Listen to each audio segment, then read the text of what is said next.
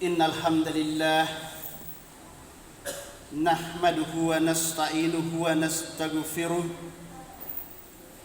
wa na'udzu billahi min syururi anfusina wa min sayyiati a'malina. May yahdihillahu fala mudhillalah wa may yuslilhu fala hadiyalah. Ashhadu an la ilaha illallah wahdahu la syarikalah wa ashhadu anna Muhammadan abduhu wa rasuluh.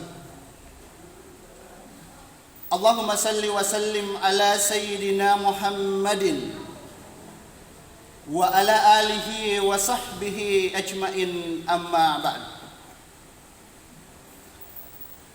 Faya ayyuhallazina amanu taqullaha haqqa tuqatih wa la tamutunna illa wa antum muslimun. Wa qala ta'ala fi kitabil karim,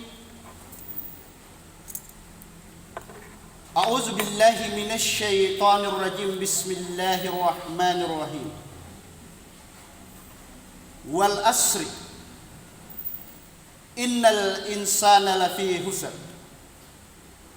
illa allazina amanu wa amilus salihat wa tawasaw bil haqq wa tawasaw bis sabr. Ma'asyiral muslimin, sidang jamaah Jumat yang insyaallah dirahmati serta dimuliakan oleh Allah Subhanahu wa taala. Puji syukur tak henti-hentinya. Marilah senantiasa kita persembahkan kehadirat Allah Subhanahu wa taala yang telah memberikan kepada kita nikmat kesehatan dan juga nikmat kesempatan, sehingga sampai pada Jumat hari ini kita masih dapat berkumpul di tempat yang penuh mubarakah ini. Tiada maksud dan tujuan lain kecuali hanya untuk mendekatkan diri kita sedekat-dekatnya kepada Allah Subhanahu wa taala. Mudah-mudahan dengan upaya yang kita lakukan senantiasa membuat diri kita menjadi semakin menyadari bahwa sesungguhnya Allah Subhanahu wa taala maha dekat kepada kita, melebihi dekatnya diri kita kepada diri kita sendiri. Salawat berangkaikan salam, marilah senantiasa kita kirimkan kehariban junjungan kita Nabiullah besar Muhammad sallallahu alaihi wasallam. Beliaulah sosok manusia yang paling sempurna yang diutus oleh Allah Subhanahu wa taala ke permukaan bumi ini sebagai rahmatan lil alamin. Allah Subhanahu wa taala berfirman, "Wa ma arsalnaka illa rahmatan lil alamin." Aku mengutusmu hanya untuk menjadi rahmat bagi semesta alam ini. Itulah tujuan beliau diutus oleh Allah Subhanahu wa taala kepada kita semua, untuk mengajak kepada kita semua agar kembali kepada fitrah kita sebagaimana pada saat kita lahir. Ma'asyiral muslimin, sidang jamaah Jumat yang insyaallah dirahmati dan dimuliakan oleh Allah Subhanahu wa taala. Nikmat yang Allah berikan kepada kita tidak dapat kita hitung-hitung. Baik itu nikmat yang berada dalam diri kita, berasal dari dalam diri kita, maupun nikmat yang berasal dari luar diri kita. Nikmat penglihatan, nikmat pendengaran, segala yang ada dalam tubuh kita, semua adalah pemberian dari Allah Subhanahu wa taala. Belum lagi apa yang Allah titipkan kepada kita berupa harta, berupa anak-anak, berupa istri yang soleha. Semua itu adalah nikmat dan karunia dari Allah Subhanahu wa taala. Lalu apa yang harus kita lakukan dengan segala pemberian yang Allah berikan itu kepada kita? Allah tidak menuntut kita membayarnya secara materi, tetapi Allah hanya meminta kepada kita sebagaimana dalam surah yang saya bacakan di awal khutbah tadi, wal asr, manfaatkanlah waktu yang Allah berikan kepada kita selama kita diberikan kesempatan untuk hidup di permukaan bumi ini. Hanya itu yang Allah minta. Manfaatkanlah waktumu, sebab waktu itu kalau engkau manfaatkan, maka keuntungannya akan kembali kepada diri kamu sendiri. Seolah-olah Allah mengatakan seperti itu. Innal insana lafi husr. Sesungguhnya manusia itu betul-betul berada di dalam kerugian. Yang mana yang dimaksud dengan orang-orang yang merugi dalam ayat ini? Yakni manakala kita tidak memanfaatkan waktu dan kesempatan yang Allah berikan kepada kita ini, maka menjadilah kita orang-orang yang merugi. Salah satunya kalau kita tidak mensyukuri segala nikmat yang Allah berikan kepada kita. La in syakartum la azidannakum. Apabila engkau mensyukuri pemberianku, maka akan kutambahkan nikmat itu kepadamu. Allah akan melipat gandakan segala nikmat yang Allah berikan kepada kita kalau kita mampu bersyukur, memanfaatkan waktu ini untuk senantiasa bersyukur kepada Allah. Baik dalam keadaan kita diberikan kegembiraan, kebahagiaan, maupun kita diberikan ujian berupa penderitaan. Semua itu harus kita syukuri Sebab pada hakikatnya semua itu hanyalah ujian dari Allah Subhanahu wa taala agar Allah melihat siapa yang paling beriman dan siapa yang munafik. Ma'asyiral muslimin, sidang jamaah Jumat yang dirahmati oleh Allah Subhanahu wa taala. Waktu yang Allah berikan kepada kita ini,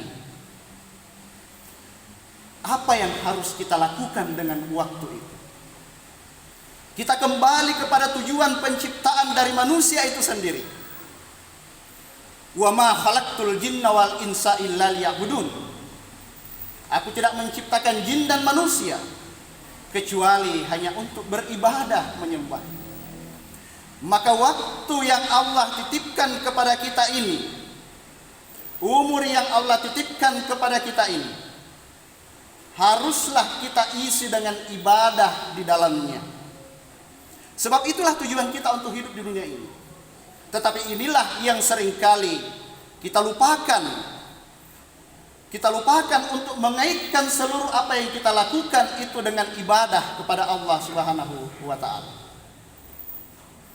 Padahal sejatinya bahwa apapun yang kita lakukan di permukaan bumi ini, sejak kita balik, sejak kita berakal, sampai dengan kembalinya kita kepada kehadirat Allah Subhanahu wa taala, semua itu bisa dikaitkan dengan ibadah.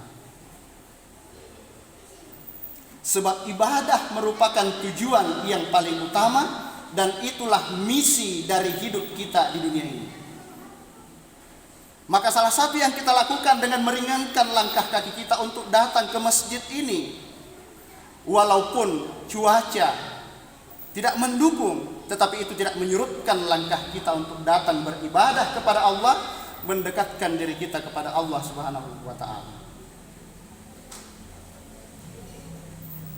Tetapi di dalam ibadah itu yang perlu kita ketahui, yakni kunci daripada ibadah itu sendiri, dan yang menjadi kunci dari ibadah itu sendiri, yakni yang disebut dengan wa aqimis shalah, dirikan salat.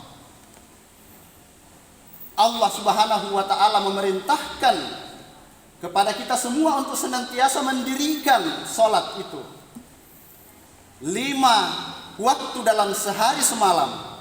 Itulah yang menjadi tuntutan syariat kita jika kita mengaku sebagai orang yang beriman kepada Allah.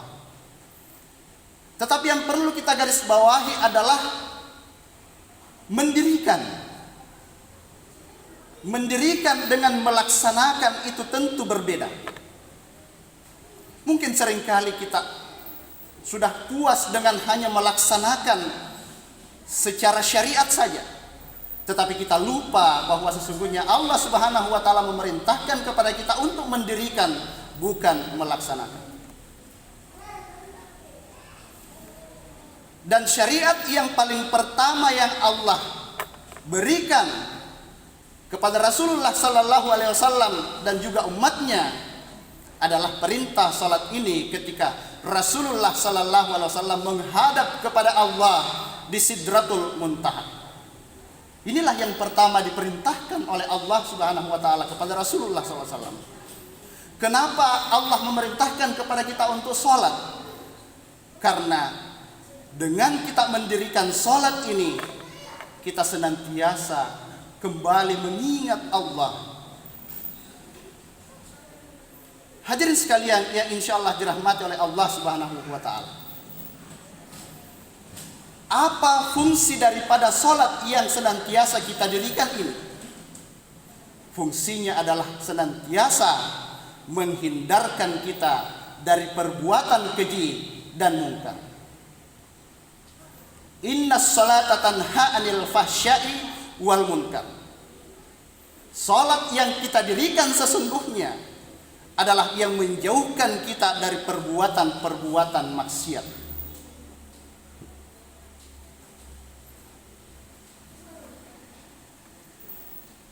Orang-orang tua kita seringkali mengingatkan kepada kita dengan caranya, dengan bahasanya yang sederhana tetapi maknanya sangat luar biasa. Orang tua seringkali mengingatkan, saya dengar mengingatkan kepada saya pada saat saya masih kecil, wahai anak, kalau kamu ingin selamat, maka lakukanlah hal ini. Jadikanlah prinsip ini sebagai pegangan hidupmu, yakni senantiasalah mengamalkan jene taluka sembayang tak betul dalam bahasa Inggris, yakni wudhu yang tidak pernah batal dan salat yang tidak pernah terputus. Inilah yang diingatkan oleh orang tua kita, dan dalam sekali makna yang terkandung di dalamnya. Yang dimaksud dengan jene taluka adalah wudhu yang bersambung-sambung, seperti wuduknya Bilal bin Rabah. Dan itulah yang menyebabkan Bilal bin Rabah itu dia masih ada di dunia, sedangkan sandalnya sudah ada di akhirat, sudah ada di depan surga. Inilah yang menjadikan amalan Bilal bin Rabah itu menjadi terjamin ia selamat. Kalau wuduknya batal, dia langsung menyambungnya dengan wudhu yang selanjutnya. Tetapi itu adalah makna secara syariat. Ada makna yang terkandung di dalamnya yang disebut dengan makna secara hakikat. Wudhu yang tidak batal, yang tidak pernah batal adalah wudhu yang didirikan. Kalau kita berwudhu, seolah-olah air wudhu itu ketika kita mencuci tangan kita, seolah air wudhu itu berbicara kepada kita, wahai tangan ini, janganlah sampai tangan yang dibasuh dengan wudhu ini melukai orang lain. Jangan sampai tangan yang dibasuh dengan wudhu ini melakukan kejahatan, mengambil hak orang lain, tidak amanah dalam menjalankan tugasnya. Itulah yang senantiasa harus kita ingat ketika kita membasuh tangan kita ketika kita berwudu. Kemudian ketika kita membasuh wajah kita, seolah-olah wudu itu berbicara kepada sang wajah itu, wahai wajah, wahai mata yang ada di kepala itu, wahai telinga yang ada di kepala itu, lihatlah hal-hal yang baik, perhatikanlah segala ciptaan-ciptaan Allah, perhatikanlah segala kebesaran-kebesaran Allah yang Allah hamparkan di permukaan bumi ini agar kamu bersyukur.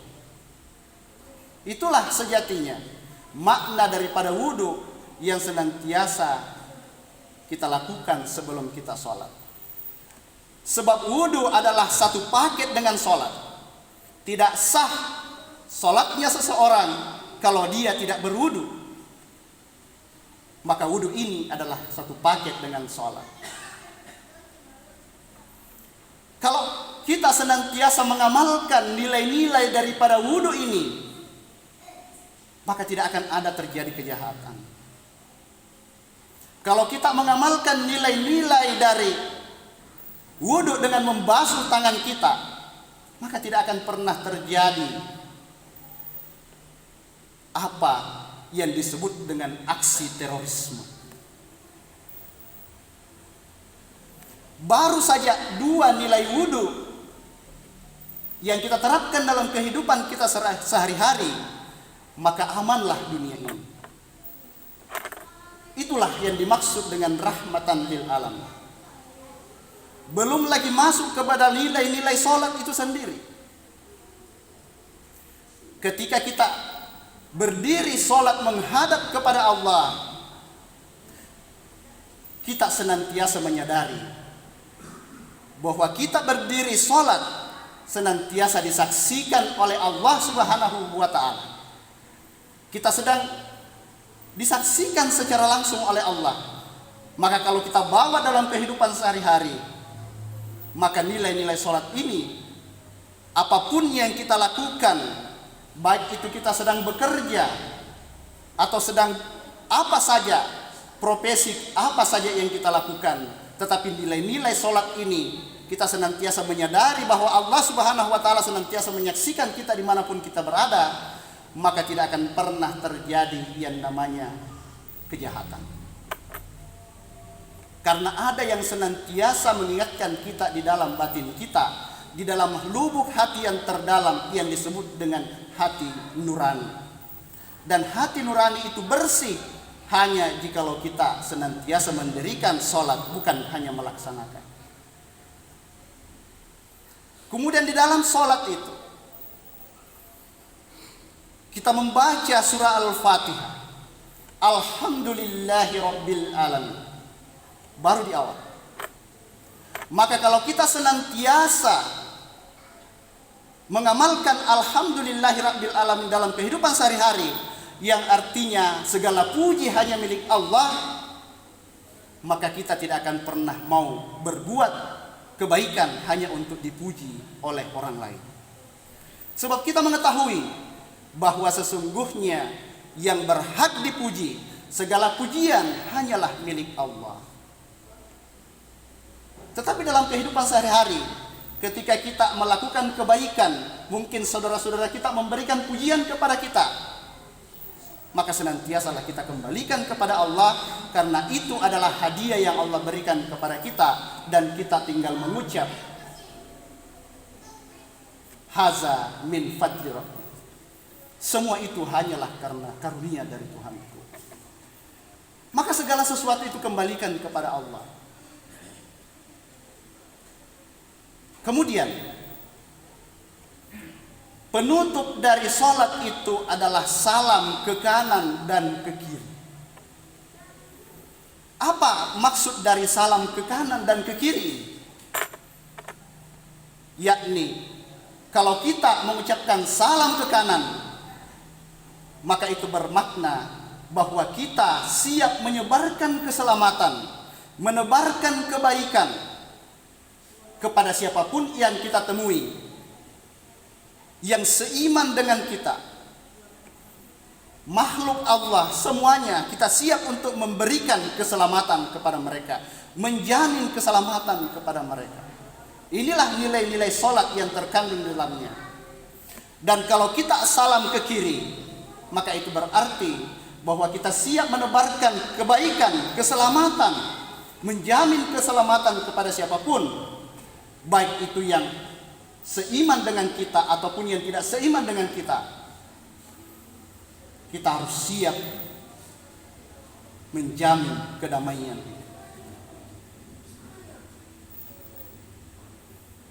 Hadirin sekalian yang dirahmati oleh Allah Subhanahu wa Ta'ala, inilah yang dimaksud dengan salat yang tidak pernah terputus, sebab di dalam salatnya itu bersambung kebaikan-kebaikan yang dilakukan di dalamnya.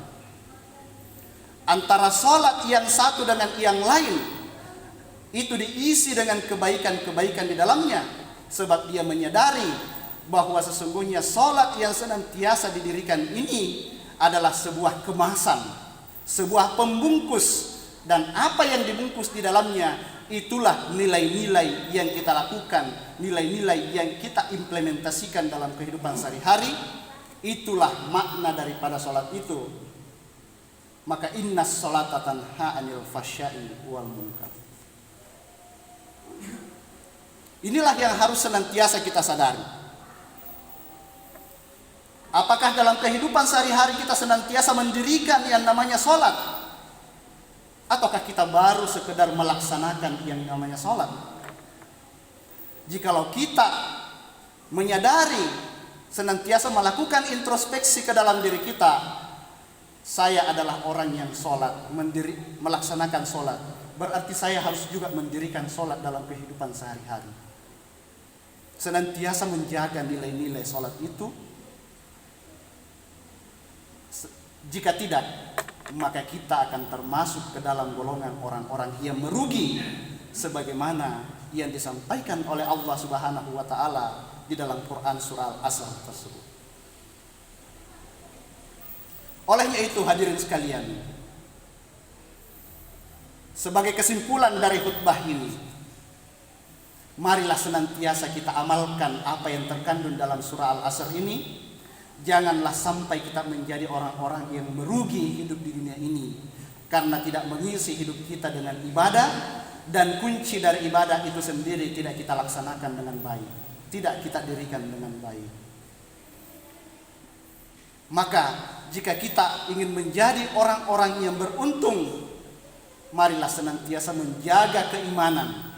Sebab dalam lanjutan surah ini, siapa orang yang beruntung adalah orang yang senantiasa beriman. Illal ladzina amanu. Beriman, senantiasa menjaga hati kita. Jangan sampai hati ini menjadi kotor dan tidak bisa memancarkan cahaya kebaikan dari Allah Subhanahu wa taala. Kemudian yang kedua, marilah senantiasa kita melakukan amal saleh. Karena ini juga yang diperintahkan dalam surah ini, senantiasa melakukan amal saleh. Siapa yang senantiasa melakukan amalan-amalan kebaikan, menebarkan kebaikan dimanapun dia berada, maka dia termasuk ke dalam golongan orang-orang yang beruntung, karena dia mengamalkan nilai-nilai daripada sholat itu. Kemudian yang ketiga dalam surah ini, marilah senantiasa kita mengajak, watawasau bil haq, senantiasa mengajak kepada kebaikan. Sebab orang yang beriman dan orang yang sholat secara hakikat maupun secara syariat, dia adalah orang yang tidak merasa bahagia sendiri kalau dia tidak melihat saudara-saudaranya yang lain merasa bahagia seperti kebahagiaan yang dia rasakan. Kemudian yang terakhir adalah senantiasa bersabar. Watawasau bis sabar. Saling mengajak kepada kesabaran. Jika Allah memberikan kepada kita ujian, kita melihat saudara-saudara kita mendapatkan ujian dari Allah, segeralah kita menghibur, segeralah kita mengajak kepada kesabaran. Sebab hanya dengan ini, maka keimanan itu akan semakin kokoh. Kalau kita mengamalkan nilai-nilai sholat, maka tidak akan terjadi kejahatan-kejahatan dimanapun itu berada. Inilah yang perlu kita pahami bersama. Inilah yang dapat saya sampaikan, mudah-mudahan ada manfaatnya bagi kita semua, terutama bagi diri saya pribadi. Jika ada benarnya itu datangnya dari Allah, dan jika ada yang salah itu semata-mata karena diri saya pribadi. Barakallahu li wa lakum fil Qur'anil azim, wa nafa'ni wa iyyakum bima fihi minal ayati wa zikril hakim, wa taqabbal minni wa minkum tilawatahu innahu huwal ghafurur rahim.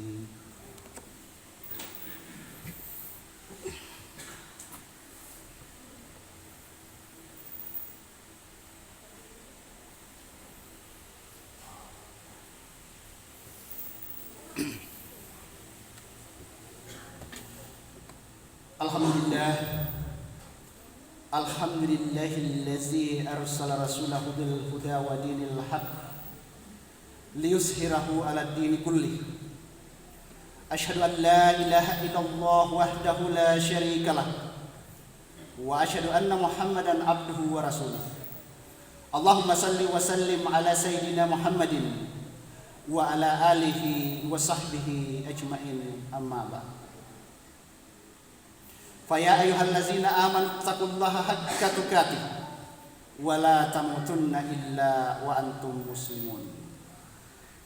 Wa qala ta'ala fi kitabil karim, ya ayyuhan nasu taqu rabbakumul ladzi khalaqakum min nafsin wahidah wa khalaqa minha zawjaha wa bassa minhuma rijalan katsiran wa nisaa wattaqullaha allazi tasaaluna bihi wal arham innallaha kana 'alaikum raqiba. Innallaha wa malaikatahu yusalluna 'alan nabi Ya ayyuhallazina amanu sallu alaihi wa sallimun taslima. Wa anbiya'ika wa rasulika wa malaikatikal muqarrabina wa ahli ta'atika ajma'in.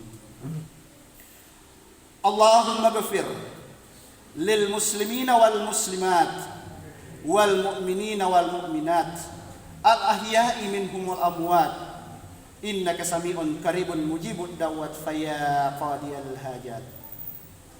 Allahumma ghafir lana wa liwalidina warhamhum kama rabbayana shighara. Rabbana hab lana min azwajina wa zurriyyatina wa qurrata a'yun waj'alna lil muttaqina imama. Rabbana la tuzigh qulubana ba'da idh hadaitana wa hab lana min ladunka rahmah innaka antal wahhab. Rabbana zalamna anfusana wa illam taghfir lana wa tarhamna lanakunanna minal khasirin. Rabbana atina fid dunya hasanah wa fil akhirati hasanah wa qina azabannar. Ibadallah, innallaha ya'murukum bil adli wal ihsan wa ita'i dzil qurba wa yanha 'anil fahsya'i wal munkari wal baghi ya'izukum la'allakum tadhakkarun. Fazkurullahal azima yashkurukum washkuruhu 'ala ni'amihi yazidkum wa la dzikrillahi akbar wallahu ya'lamu ma tasna'un wa aqimis shalah.